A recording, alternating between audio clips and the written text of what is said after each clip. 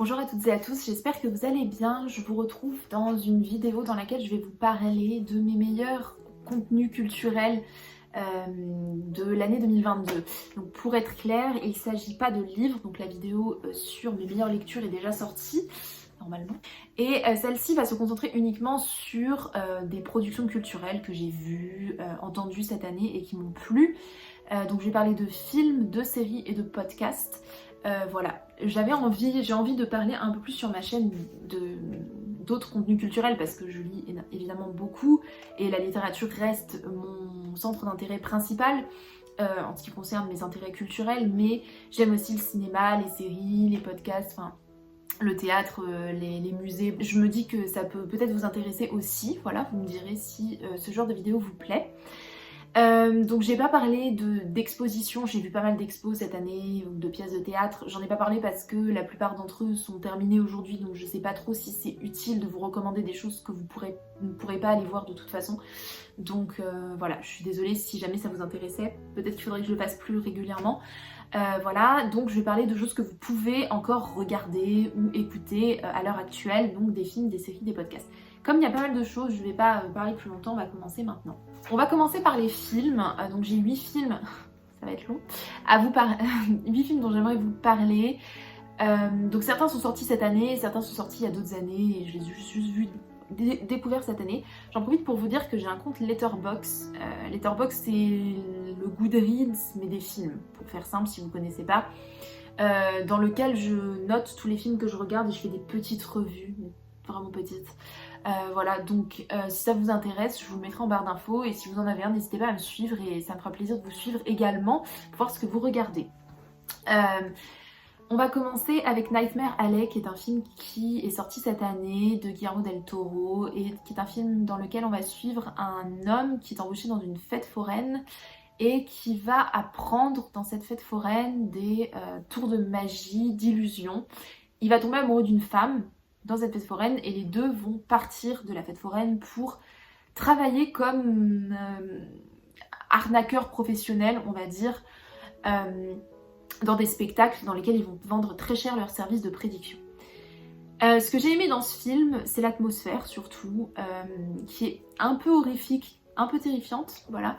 La manière dont c'était filmé, que ce soit la fête foraine ou ensuite la vie un peu plus luxueuse que les deux personnages vont mener. C'était très sombre, c'était très visuel, c'était assez inspirant artistiquement, je trouve. J'ai beaucoup aimé l'aspect un peu cyclique du film, sans vouloir spoiler. C'est un film qui traite de l'envie maladive de quelqu'un de réussir par tous les moyens et de l'échec qui pend forcément au nez des arnaqueurs de ce genre, de cette espèce. C'est un film extrêmement cynique où les gens sont prêts à beaucoup de choses pour gagner de l'argent, que ce soit les personnages principaux ou les personnages secondaires. C'est vraiment un film qui montre, je trouve, des parts sombres de l'humanité. Il n'y a aucun personnage, à part un personnage, qui est vraiment bon et qui éprouve forcément des regrets ou des scrupules à faire certaines activités.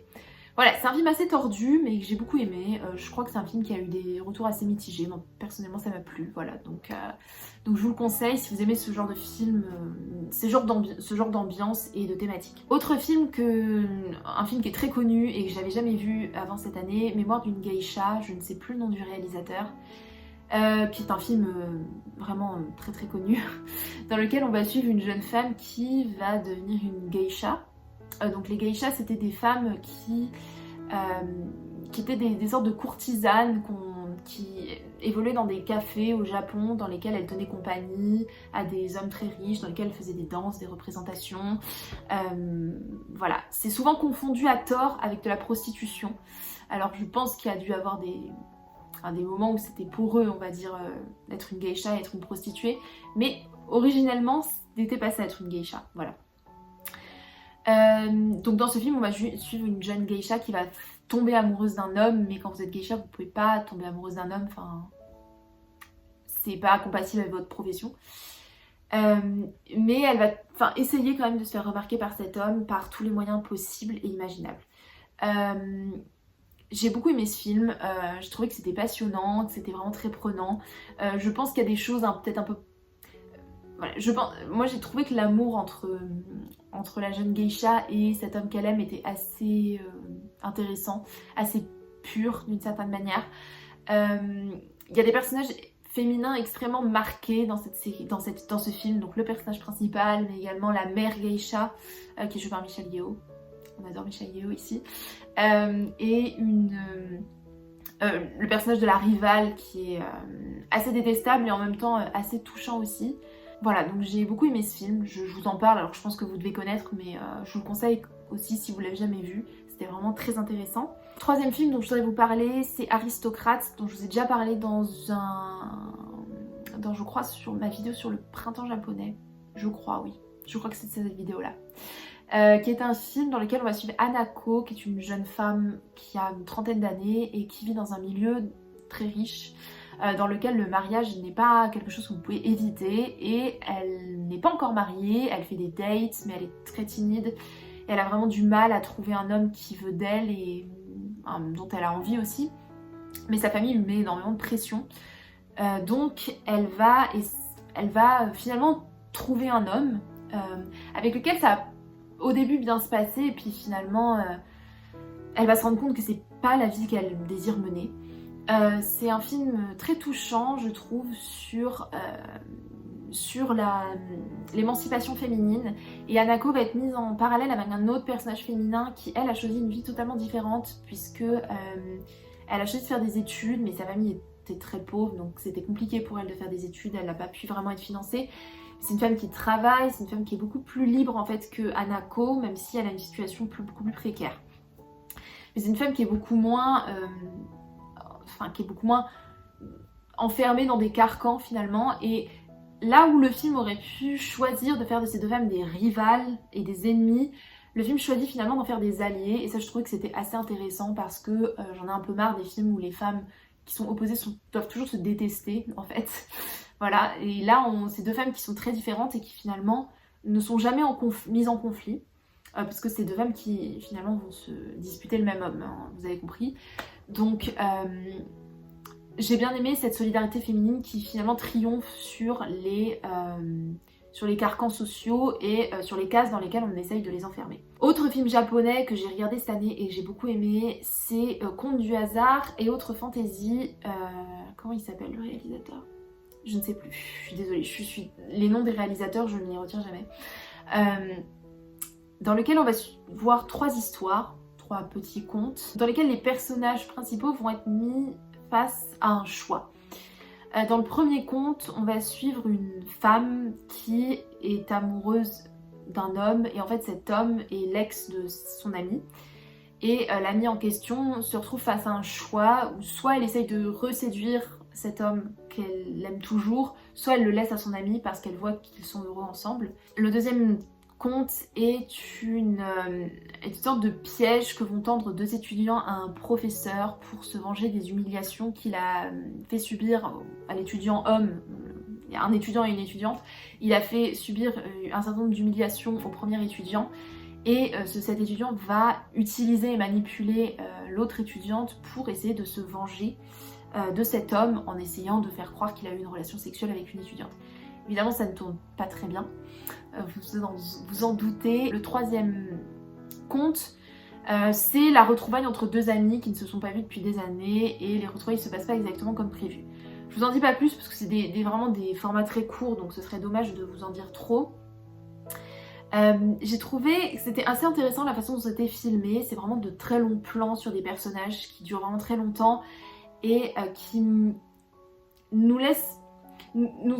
font nous imprégner en quelque sorte des pensées de ces personnages et nous mettent vraiment, font qu'on se met vraiment à leur place.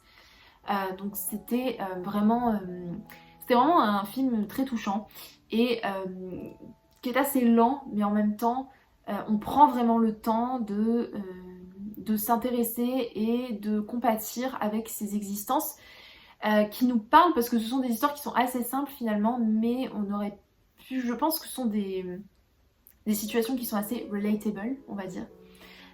Donc voilà, donc j'ai beaucoup aimé. Un film que j'ai beaucoup aimé a posteriori, c'est Decision to Live, qui est un film coréen de Park Chan-wook, je crois que c'est lui. Oui, c'est celui qui a fait The Handmaiden, qui était aussi un film que j'avais beaucoup aimé.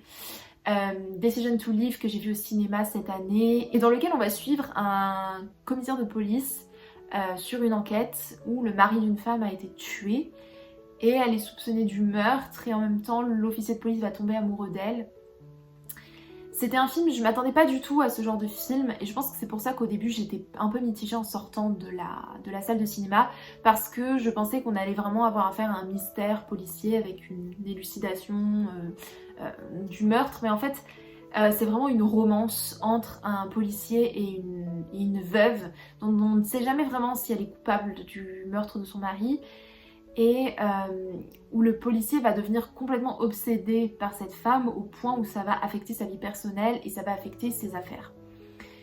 C'était un film vraiment très touchant et avec énormément de rebondissements et une dimension très tragique, j'ai trouvé, parce que ce sont deux personnages qui sont très seuls et dont la solitude est assez irrémédiable et dans laquelle leur union est vouée à l'échec parce qu'ils ne sont pas capables parce qu'ils ne sont pas vraiment capables de mettre de côté leurs propres insécurités et leur propre solitude qui est un obstacle à leur union.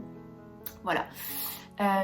J'aime beaucoup Park Chan-wook, en fait, ça fait 2 fois que je regarde ses films et j'ai beaucoup aimé, donc je vous conseille ce réalisateur. Enfin, un autre film que j'ai vu très récemment, c'est Knives Out Glass Onion. Je sais pas si vous avez vu le premier Knives Out, moi j'avais adoré et je sais que la plupart des gens ont moins aimé Glass Onion. Moi j'ai beaucoup aimé, j'ai trouvé que c'était très réussi. C'est un film dans lequel on suit le détective Benoît Blanc. Évidemment. Juste après la pandémie, juste après le premier confinement, et on retrouve un groupe de personnes riches. Donc on a une sénatrice américaine, on a un scientifique de renom, on a une star un peu démodée, on a un mec qui fait des vidéos sur Twitch, qui vont se retrouver invités par un milliardaire qui ressemble beaucoup à Elon Musk par certains aspects. Qui va les inviter dans sa villa très luxueuse, sans distanciation sociale évidemment, enfin tout le monde est confiné sauf les gens très riches bien sûr, et dans lequel il va mettre en scène son crime et il veut que les personnes aident à le résoudre.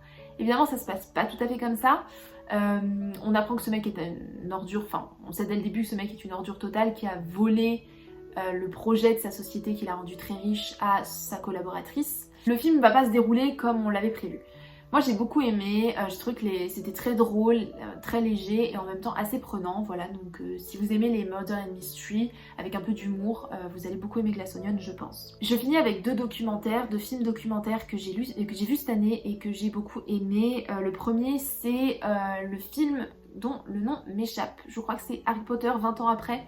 C'est un documentaire qui a été fait après les 20 ans du premier film Harry Potter avec les acteurs qui viennent à Poudlard et qui partagent des anecdotes de tournage. J'ai beaucoup aimé, si vous êtes fan d'Harry Potter comme moi, je pense que vous allez beaucoup aimer aussi.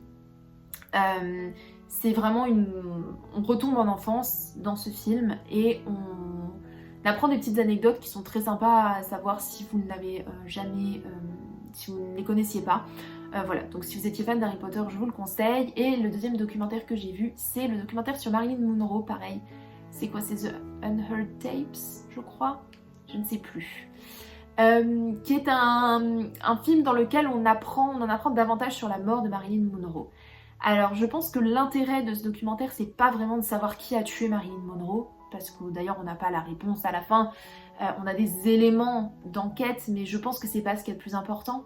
C'est de comprendre qui était Marilyn Monroe et pourquoi elle nous fascine autant aujourd'hui, pourquoi cette femme finalement est devenue un objet de sex symbole, de sex culture, presque un objet de voyeurisme.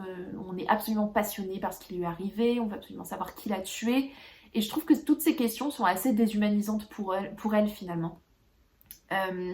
Ça reste une femme c'était une femme qui avait des convictions très intéressantes, qui était fichée comme socialiste par le FBI, qui avait des opinions politiques fortes, qui souffrait de maladies mentales, qui avait un grand cœur, qui venait d'un milieu extrêmement difficile, très peu privilégié, et qui a été utilisée et manipulée par son entourage pendant des années, dont la vie a vraiment été arrachée et qui aujourd'hui est glorifiée comme un symbole presque que les gens se sont appropriés. Je trouve que ce documentaire rend vraiment justice à la personne qui était Marilyn. Et je l'ai trouvé très bien fait. Je trouve vraiment que l'aspect enquête est en fait finalement même secondaire dans le documentaire.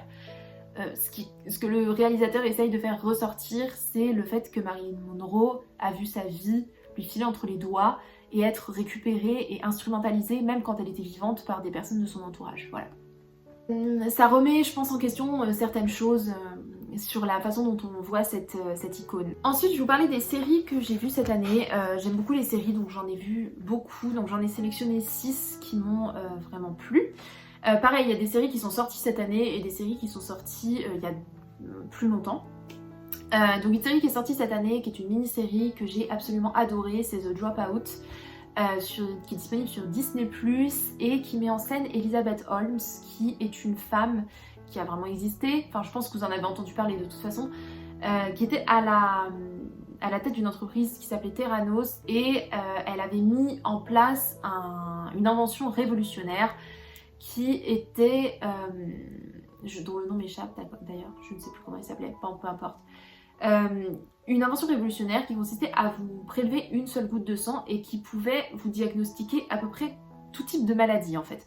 Donc avec un prélèvement, on pouvait vous diagnostiquer un cancer, le sida, beaucoup de maladies, de diagnostics médicaux qui pouvaient être simplement diagnostiqués avec une goutte de sang, ce qui est évidemment révolutionnaire. Mais le problème, c'est que cette invention ne fonctionne pas. Et Elizabeth Holmes a levé énormément de fonds pour cette invention. Elle est partie de Stanford, elle était étudiante à Stanford, elle est partie de Stanford avec ce projet en tête. Elle a soulevé des fonds de la part de milliardaires extrêmement influents aux États-Unis. Elle est devenue elle-même milliardaire pour une invention qui ne marchait pas. Et certains travailleurs de l'entreprise ont fini par évidemment parler parce qu'ils savaient très bien que ça ne marchait pas. Il y a eu des lanceurs d'alerte, et elle a été arrêtée et elle a été condamnée à plusieurs années de prison il y a quelques temps, si je me souviens bien, pour fraude évidemment, puisqu'il y a des gens qui ont été diagnostiqués des cancers et des sida alors qu'ils allaient très bien. Donc extrêmement grave évidemment. La série retrace cette histoire et j'ai vraiment adoré. Je trouve que la performance d'Amanda Seyfried était absolument excellente et brillante. Quand vous écoutez des interviews d'Elizabeth Holmes et que vous comparez avec le jeu d'Amanda Seyfried, vous vous rendez compte qu'elle a vraiment... Enfin, c'est vraiment devenu le sosie d'Elizabeth Holmes. Elle a modifié sa voix. Elizabeth Holmes, c'était une femme qui était psychopathe, presque sociopathe, qui n'avait en fait pas d'empathie pour les gens. Elle avait aussi une relation extrêmement toxique avec un homme qui avait deux fois son âge, je me rappelle plus de son nom, Sonny je crois que c'est Sonny, oui. Qu'elle avait rencontré lors d'un voyage en Asie. Cet homme est tout aussi cynique qu'elle et il va participer aussi à la perte de l'entreprise et à la perte et à la chute de Theranos. C'est vraiment une série très intéressante sur la façon dont on idolâtre les milliardaires et les gens qui réussissent dans notre monde, auxquels on donnerait finalement le bon Dieu sans confession, sans vérifier au préalable si ces gens sont fiables, si leurs inventions marchent vraiment. On est prêt à financer des projets avec des sommes astronomiques juste parce que la personne qui porte le projet est une femme, par exemple, dans ce cas-là, une femme jeune, on se dit qu'on va financer un projet qui va mener à l'émancipation des femmes et à la réussite des femmes dans ce milieu. On va financer des escrocs, on va financer des gens qui sont finalement pas si brillants que ça, mais qui ont juste un bon sens du business. Et on va complètement les idolâtrer au point où on va pendant des années refuser de voir l'évidence qui est que ces gens sont des escrocs. La série rend vraiment justice à cette histoire, je vous la conseille. Je sais qu'il y a un podcast qui a été fait aussi sur Theranos, je ne l'ai pas écouté. En tout cas, parce que la série, je crois, est inspirée du podcast, peu importe. La série, je vous la conseille, elle était vraiment excellente, c'est 8 épisodes et ça se regarde très très bien. Une série qui n'est pas sortie cette année, mais que j'ai regardée cette année pour la première fois, après que des amis m'en ont parlé pendant très longtemps, c'est Peaky Blinders, qui est une série disponible sur Netflix et qui se déroule à Birmingham entre les deux guerres. On va suivre une famille, les Shelby, qui est une famille de la pègre de Birmingham, et notamment le petit frère Tommy Shelby, qui est joué par l'exceptionnel Cillian Murphy. Rien que pour Cillian Murphy, vous devriez regarder cette série. Tommy Shelby a de grandes ambitions, il a l'intention de faire grandir le business familial qui fait des activités qui sont propres à la pègre, c'est-à-dire on terrorise des bars pour obtenir une partie de leurs recettes et en échange on leur promet une protection. On truque des paris sportifs, voilà, on n'hésite pas à voler, tuer. Bon, c'est pas une famille sympathique et Tommy Shelby n'est pas un homme sympathique, même s'il est très beau. Tommy Shelby, donc, est un homme aux ambitions démesurées qui est poursuivi par un inspecteur de police, Monsieur Campbell, qui est un homme détestable, qui va essayer de faire tomber l'empire de ce Monsieur Shelby. Et il va lui envoyer une espionne charmante qui va espionner, qui va venir travailler dans son bar pour l'espionner. Je vous en dis pas plus, évidemment, parce qu'il y a 6 saisons, donc ça c'est l'intrigue de la première. Mais c'est une série, c'est vraiment une série que j'ai adorée. Je trouve que le personnage principal est un des meilleurs personnages que j'ai vus dans toutes les séries que j'ai pu voir. Qui est extrêmement attachant, même s'il est détestable par moments, très ambigu, très badass, absolument génial, voilà. Il a vraiment une présence à l'écran, un charisme que j'ai rarement vu chez un personnage de 2 séries. Les personnages secondaires sont exceptionnels, la tante Polly est incroyable, enfin voilà. Bon, c'est vraiment une série très addictive qui est assez sombre quand même, il y a pas mal de violence, donc je préfère prévenir si vous êtes un peu sensible aux images très violentes, mais qui suit vraiment l'évolution de cette famille dans des moments clés de l'Angleterre de l'entre-deux-guerres. Donc on y retrouve de la politique, notamment dans les dernières saisons, on y retrouve des querelles familiales avec la mafia juive et la mafia italienne. C'était vraiment une super série, je vous la conseille. Troisième série, cette fois c'est plus une saison parce que c'est une série qui est sortie il y a quelques années et que que j'ai regardée dès la première saison. C'est The Handmaid's Tale et je crois que c'était la 5e saison qui est sortie, que j'ai beaucoup aimée. Petite interruption pour vous dire que je spoil une partie de la saison 5 et de la série en général dans mon bilan de The Handmaid's Tale. Donc si vous n'avez pas vu cette série et que vous avez envie de la voir ou que vous n'avez pas encore vu la dernière saison, je vous conseille de passer directement à l'étape suivante. Comme il y a un chapitrage, passez directement à la série suivante. Voilà, désolée pour cette petite interruption. Parce qu'on en apprend davantage sur certains personnages, et notamment sur un personnage dont les motivations étaient jusqu'ici peu claires, qui est le commandeur Lawrence. Je ne sais pas, si vous avez vu la série, vous voyez de qui je parle, sinon vous ne voyez pas. On en apprend davantage comment le système de Gilead a été construit, et comment le fait d'être prêt à tout pour mettre en place un projet politique, et quand je dis prêt à tout, c'est prêt à s'allier à des nazis, voilà.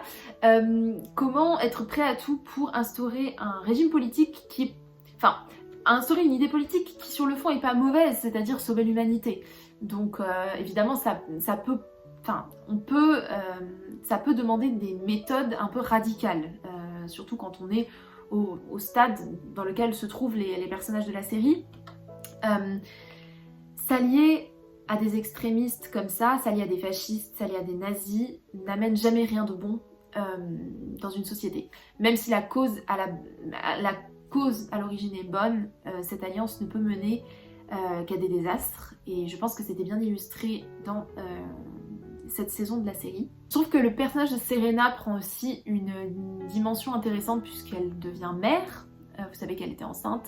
Le personnage de Serena devient mère, ce qui a tendance à changer son personnage, mais pas tout à fait. Enfin, c'est un personnage qui s'accroche de manière assez entêtante à cette idéologie de Gilead, même si elle en devient une victime de plus en plus. C'est assez perturbant, mais j'ai quand même espoir qu'à un moment, elle ait un redemption arc, alors relatif parce que c'est un personnage détestable, donc je n'ai pas forcément de pitié pour elle, mais j'ai quand même espoir qu'à un moment, elle ouvre les yeux et qu'elle réalise que le modèle politique qu'elle a prêché pendant des années lui est absolument la dessert totalement. Voilà. Mais c'était une très bonne saison, j'ai trouvé, un peu une saison de transition par certains aspects. Et aussi, ce qui était intéressant dans cette saison, c'est la montée de la xénophobie au Canada, qui en peut plus d'accueillir les réfugiés américains. Et je trouve que ça illustre bien la façon dont nos sociétés actuelles ont énormément de mal à accueillir les réfugiés de guerre, notamment quand ils viennent de pays comme des pays du Moyen-Orient, bien sûr. Je trouve que c'était une bonne illustration de la façon dont les gens manquent cruellement d'empathie quand ils voient arriver des gens qui, finalement, ont connu la guerre et ont connu des choses absolument horribles et qu'il faudrait accueillir les bras ouverts et au contraire, ça suscite des débats politiques sans fin. Bref. Voilà, donc très bonne saison, si vous ne l'avez pas encore vu, n'hésitez pas. Je vais finir cette partie sur les séries avec 3 dramas coréens que j'ai vus cette année. J'ai commencé à regarder des dramas l'année dernière et j'en ai regardé cette année et la plupart d'entre eux ont été de très très belles découvertes. Le premier c'est Mr. Sunshine que j'ai regardé en début d'année, qui est un drama qui se déroule à la fin du 19e siècle, début du 20e, quand l'occupation japonaise commence à arriver en Corée du Sud. On suit plusieurs personnages, on suit une jeune aristocrate qui va vite faire partie de la résistance à l'occupation japonaise et un Coréen qui a vécu pendant des années aux États-Unis, qui a dû s'exiler aux États-Unis quand il était petit et qui revient en Corée puisque les États-Unis ont aussi des intérêts en Corée du Sud. Et ce personnage va avoir un rapport assez ambigu avec la Corée du Sud, qui est un pays qu'il a rejeté, dans lequel il y avait d'énormes inégalités, puisqu'il y a un système de classe aristocratique qui était encore très très présent quand il était petit. Et il va avoir un rapport très ambigu, on a envie de le voir aimer la Corée, et en même parce qu'il l'a quitté pour un pays impérialiste comme les États-Unis, et il semble défendre les intérêts de ce pays, et en même temps quand on constate ce que la Corée lui a fait, on arrive à comprendre pourquoi il s'est senti attiré par un autre pays. Il y a d'autres personnages qui sont très intéressants, un personnage coréen qui lui va servir le Japon, pareil, parce qu'il a une expérience assez similaire avec Eugene, qui est le personnage coréen qui habite aux États-Unis, qui a été exilé aux États-Unis, et donc il y a Dong-Mae qui est un personnage qui lui aussi a connu la misère, la violence en Corée du Sud et qui a décidé de se tourner, je dis Corée du Sud mais en fait c'est Corée, à l'époque il n'y a pas de Corée du Nord ou Corée du Sud,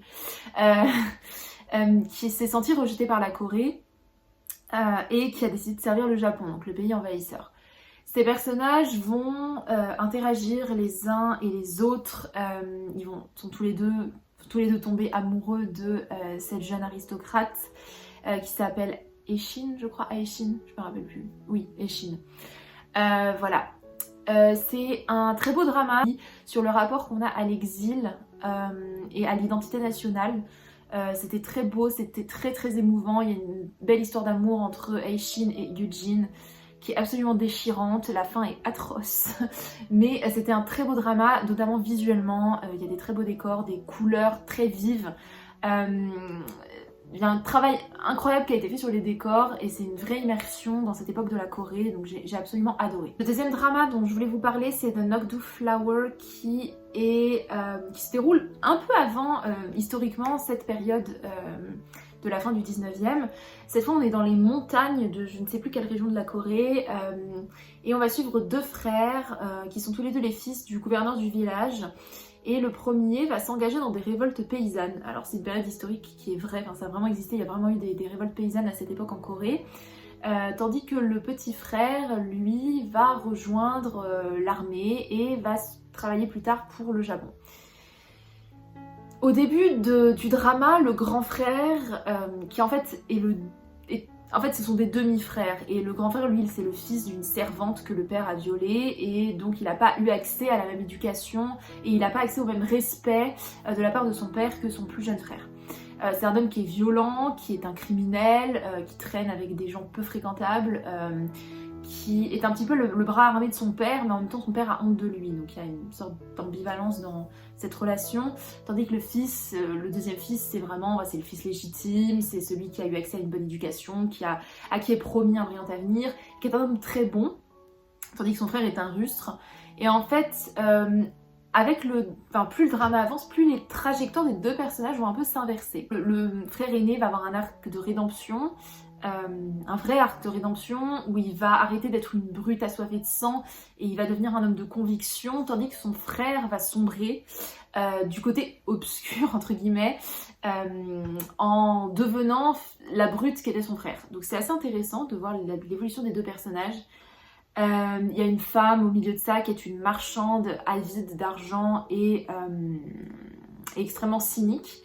C'est un très bon drama sur cette période historique de révolte paysanne. Il met bien en avant les injustices dont étaient victimes les populations les plus pauvres en Corée. C'est très émouvant aussi, donc pareil, un drama que je vous conseille.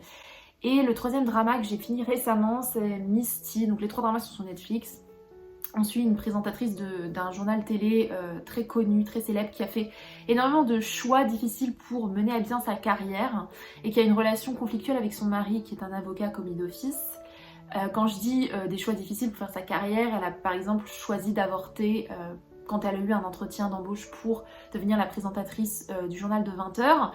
Et elle a avorté juste pour ne pas avoir de nausées pendant l'entretien par exemple. Et ça n'a pas plu à son mari parce qu'elle l'a fait sans son accord, etc. Elle utilise en partie son mari pour accéder, pour être bien vue en société et pour accéder à des fonctions supérieures. Et un jour, elle va être accusée du meurtre d'un célèbre golfeur qui se trouve être son ancien amant. C'est un peu compliqué. Mais le drama se focalise donc sur le meurtre dont elle est accusée à tort. Et son mari va la défendre lors du procès. Et ce qui est intéressant dans le drama, c'est la représentation qui est faite des médias. C'est un drama qui montre comment des personnalités de pouvoir, comment des antennes de pouvoir peuvent verrouiller les médias et les empêcher d'exercer leur fonction principale qui est de rapporter des faits et de transmettre la vérité au public. On voit que les médias sont pris dans des conflits d'intérêts parce qu'ils sont possédés par des hommes plus puissants qui tentent de manipuler l'information et qui sont aussi qui se sentent libres de faire tout ce qu'ils veulent, des abus de pouvoir, de l'escroquerie, voire des crimes. Et ce qui est vraiment mis en avant dans ce drama, c'est l'importance cruciale que les médias ont dans notre société. La grande influence qu'ils ont déjà, et l'importance d'avoir des médias qui transmettent la vérité et qui sont le dernier bastion avant le mensonge finalement.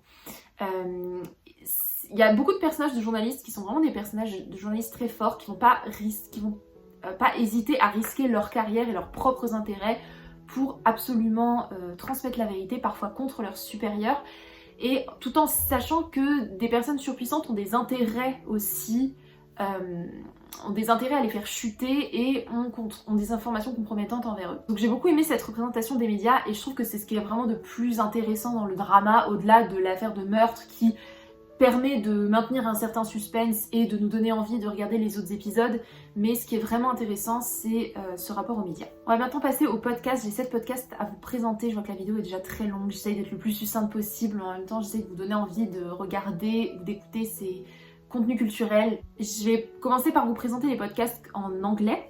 Donc il y en a 4. Le premier c'est Mother Country Radicals, qui est un podcast de Crook Media je crois, qui retrace la vie de Bernardine Dohrn. Bernardine Dohrn, c'est une femme qui a fait partie du Weather Underground, qui était un groupe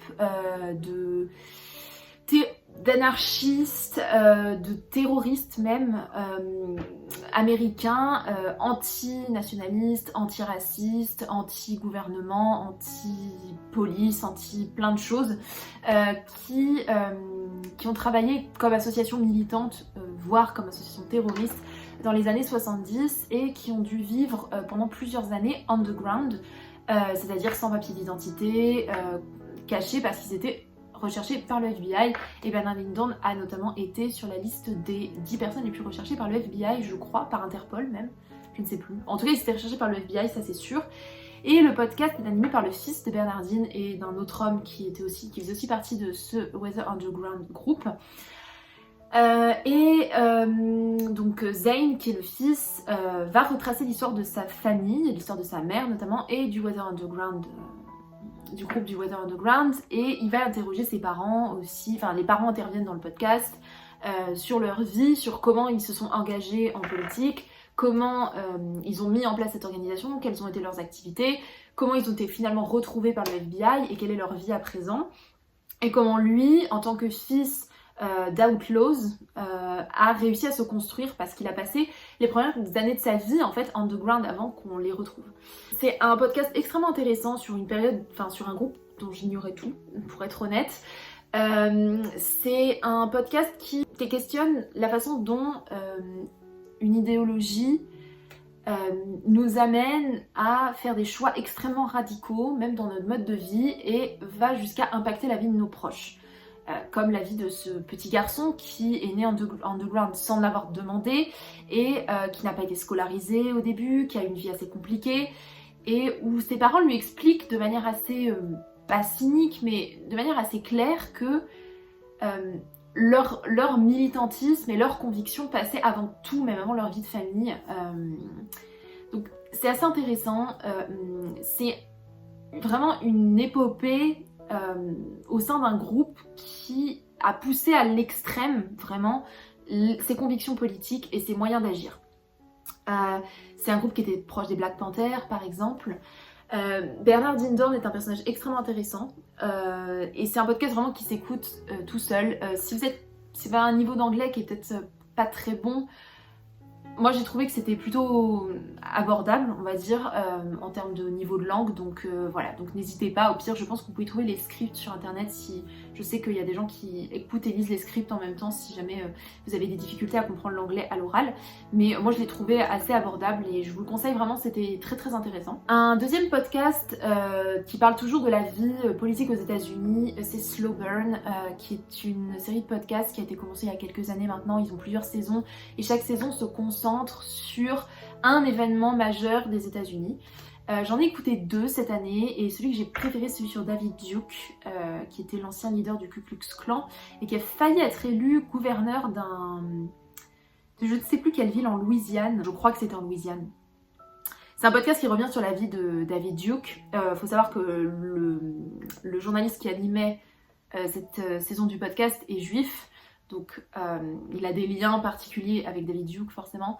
C'est assez glaçant parce qu'on entend parfois la voix de David Duke dans des enregistrements. On se rend compte de l'homme absolument abominable qu'il était. Et on se rend compte à quel point... Enfin, ce qui est frappant et ce qui est absolument hallucinant, c'est de se dire qu'un homme pareil a failli être élu à un poste politique important alors que c'est un homme qui était négationniste, qui était pro-esclavage, pro plein de choses absolument atroces, et qu'il a réussi d'une façon ou d'une autre à un peu whitewash son image en fait, à passer pour un homme du peuple qui avait pour intention de baisser les impôts, enfin voilà. Il y a des gens qui disent dans le podcast qu'ils votent pour lui parce que il a décidé d'améliorer leurs conditions de vie. Et tout le reste, enfin toute la haine, tout le racisme, toute la haine, toute l'idéologie meurtrière qu'il porte est complètement passée sous silence parce que les gens y trouvent des intérêts. Alors je comprends que quand on est évidemment, enfin je comprends que pour certaines personnes évidemment baisser les taxes c'est quelque chose d'important, c'est évident, mais il y a vraiment comme si tout le monde était devenu soudainement aveugle collectivement et avait décidé de regarder ses propres petits intérêts et d'ignorer les horreurs, parce qu'il n'y a pas d'autre mot, qui étaient portées par ce type quoi. Donc c'était vraiment très intéressant et assez bluffant et assez terrifiant. Donc c'est pas un podcast qui vous remontera le moral, mais vous apprendrez beaucoup de choses. Voilà. Et l'autre épisode que j'avais bien aimé, c'était sur l'affaire Monica Lewinsky. Voilà, je l'ai moins aimé que celui sur David Duke, mais on a appris des choses aussi intéressantes sur Bill Clinton, un homme charmant, comme vous pouvez vous en douter. Le troisième podcast, c'est Sweet Bobby. Là, on est en Angleterre et on parle de complètement autre chose. On parle d'une affaire de catfish où une jeune femme, je ne sais plus son nom, parce que je l'ai écouté au début d'année, donc je ne me rappelle plus. Une jeune femme qui a été pendant des années émotionnellement manipulée par un homme qui disait s'appeler Bobby et qui en fait n'était pas Bobby. C'était quelqu'un d'autre. Mais ce qui est assez étrange, c'est que cet homme, pendant des années, donc ils ont eu une relation amoureuse à distance. Il disait qu'il habitait pas au Royaume-Uni, il disait qu'il habitait aux États-Unis. Il lui a jamais rien demandé, il lui a jamais demandé d'argent, il lui a jamais excroqué des biens matériels. Mais en revanche, pendant des années, il lui a fait croire qu'il était quelqu'un d'autre et il lui a demandé une présence émotionnelle très forte parce qu'il lui a fait croire qu'il avait eu un accident notamment, qu'il avait failli mourir, vraiment un truc de fou. Et il a même inventé un cercle d'amis à lui. C'est-à-dire que... par exemple, la fille allait appeler la cousine de Bobby, qui en fait n'était pas sa cousine. C'était vraiment une arnaque à grande échelle, mais où l'intérêt de la personne reste assez mystérieuse finalement. Reste assez mystérieux parce que il y a aucun, comme j'ai dit, aucun bien matériel qui a été escroqué, uniquement de l'attention émotionnelle. Donc à la fin du podcast, la véritable identité de Bobby est révélée, donc je vais pas vous spoiler le suspense, mais malgré ça, on a vraiment du mal à comprendre ce qui a vraiment motivé l'intention de cette personne en fait. Est-ce qu'elle voulait à tout prix un attachement émotionnel? Est-ce qu'elle s'était attachée à distance à cette jeune femme et elle avait besoin de sa présence? Enfin, c'est assez mystérieux honnêtement, et c'est fou, et c'est un peu flippant, des gens qui sont fous quand même. Hein. Non mais je sais pas, c'est vraiment... monter ça pendant des années, ça fait peur un peu, voilà. Mais c'était hyper intéressant, et j'ai trouvé que le journaliste était vraiment très bienveillant, il y avait vraiment une relation de confiance qui s'est instaurée entre le journaliste et la femme qui a été victime de cette arnaque, et qui disait qu'elle avait du mal à reconstruire une vie après cette arnaque, parce que vous investissez des années d'attachement émotionnel en quelqu'un qui n'existe pas, c'est difficile après de refaire confiance à des gens, c'est difficile, et aussi ce qui est assez frappant et un peu triste, c'est qu'on voit qu'elle a conservé quand même de l'amour pour cette personne qui n'existe pas, encore une fois. Donc c'est complètement hallucinant cette histoire, enfin moi ça m'a retourné un peu, mais je vous le conseille, c'est un sujet qui vous choque pas trop, qui vous touche pas trop, je veux dire, je vous le conseille vraiment, c'était hyper bluffant, et pareil, le niveau de langue, pour le coup, était vraiment...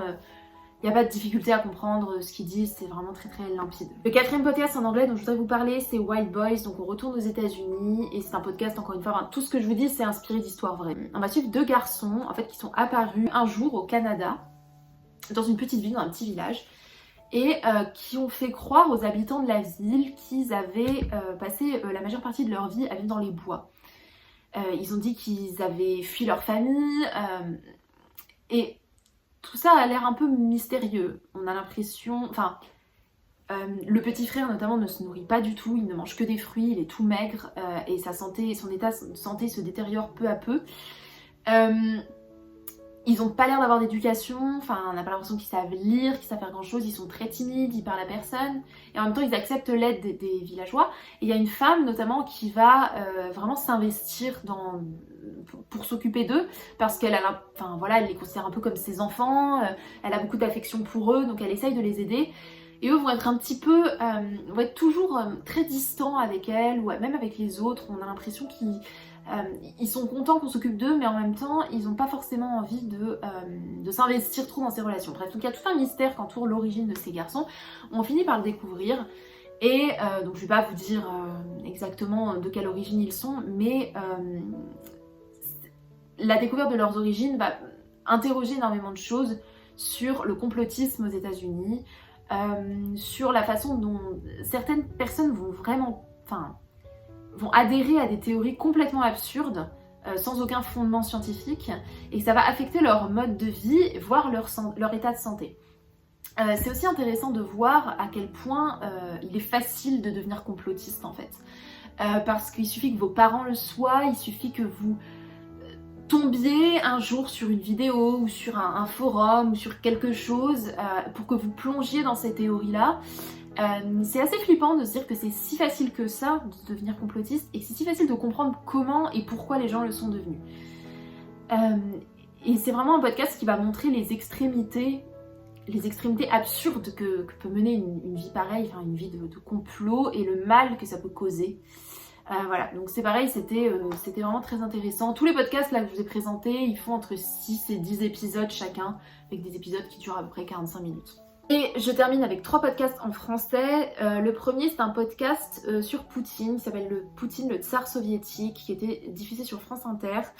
C'est une mini-série de podcasts, c'est de 6 épisodes je crois, qui retrace la vie de Poutine, donc depuis son enfance jusqu'à la guerre en Ukraine.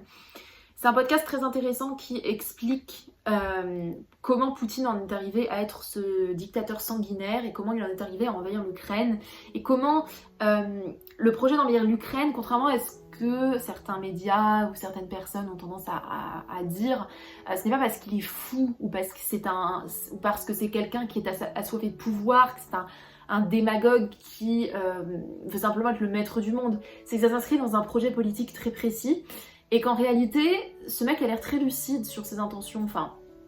C'est pas juste un mec fou qui n'a pas de bon sens. C'est quelqu'un qui a mûrement réfléchi ce projet et que ça s'inscrit vraiment dans une idéologie politique qu'il a amorcée il y a des années déjà et qui en fait était tout à fait prévisible. Enfin, quand vous écoutez ce podcast, vous vous dites oui, la guerre en Ukraine, c'était absolument prévisible, c'était absolument pas une surprise malheureusement. Voilà, donc si le sujet de la guerre en Ukraine, comme moi, vous intéresse beaucoup, je vous conseille d'écouter cette émission, c'est vraiment très très bien fait. Un autre podcast que j'ai découvert cette année mais qui existe depuis des années en réalité, c'est l'émission Autant n'importe l'histoire, qui se focalise sur un événement historique. La journaliste qui anime le podcast va inviter un spécialiste de cette période historique ou de ce personnage en fait, parce que ça se focalise vraiment sur une personne. Ils vont parler pendant 10 minutes pour introduire le personnage et ensuite on va avoir une fiction de 30 minutes à peu près qui va retracer une période de la vie de ce personnage avec ensuite un débrief à la fin. Donc c'est de l'histoire un peu fictionnelle, faut pas tout prendre à la clé, il y a des réécritures, voilà, tout est fait, enfin il y a certaines réécritures pour le bien de la fiction, mais c'est un podcast qui permet de faire de l'histoire de manière très ludique et je trouve vraiment bien fait. Si vous voulez en apprendre plus sur certains personnages historiques, il y a énormément d'épisodes, voilà, et j'ai écouté ça tout l'été et j'en écoute encore, c'est vraiment un podcast super intéressant. Et le dernier podcast dont je voudrais vous parler, je finis sur une note un peu plus légère, c'est Scandale, qui est le podcast de Madame Figaro, qui parle de... Pardon, j'ai mis un coup de pied dans mon trépied. Qui est le podcast de Madame Figaro, qui se focalise sur des vies de stars et qui retrace leur vie, leurs déboires. Donc il y a un épisode sur Ben Affleck par exemple, un épisode sur Kate Moss, il y a des épisodes sur la famille royale. Voilà, c'est pas un podcast hyper intello, ça c'est sûr, mais c'est un podcast que j'ai beaucoup aimé, que j'aime bien écouter de temps en temps pour me détendre et qui s'efforce d'avoir une analyse un peu sociale, sociologique de ces phénomènes de stars et de pas simplement raconter leur vie de manière voyeuriste, d'essayer d'en tirer quelque chose, voilà, donc je vous le conseille si vous voulez un podcast un peu plus léger, puisque là j'ai l'impression que je vous ai parlé que de trucs qui étaient hyper lourds et hyper intenses, donc voilà, on finit sur une note un peu plus sympathique. Voilà, c'est tout pour cette vidéo, j'espère qu'elle vous aura plu, je pense qu'elle est un peu longue, donc j'espère que vous serez quand même un certain nombre à la regarder. Comme vous pouvez le constater, je regarde principalement des choses un peu lourdes et un peu dures, voilà, j'aime tout ce qui est humour, c'est pas trop tout ce qui est humour, comédie, choses un peu légères, c'est pas trop mon truc pour être honnête. Voilà, donc j'espère que vous aurez quand même trouvé des choses qui vous intéressent. N'hésitez pas à me dire dans les commentaires quels sont les films, séries, podcasts, contenus culturels de manière générale que vous avez consommé cette année et que vous avez apprécié. Je serais ravie de prendre vos suggestions. N'hésitez pas si vous voulez me suivre, je répète, sur Letterboxd. Si vous avez aussi un compte, vous pouvez me le mentionner dans les commentaires ou simplement me suivre. Ça m'intéresse de savoir ce que vous regardez aussi comme film et je vous dis à bientôt dans une prochaine vidéo.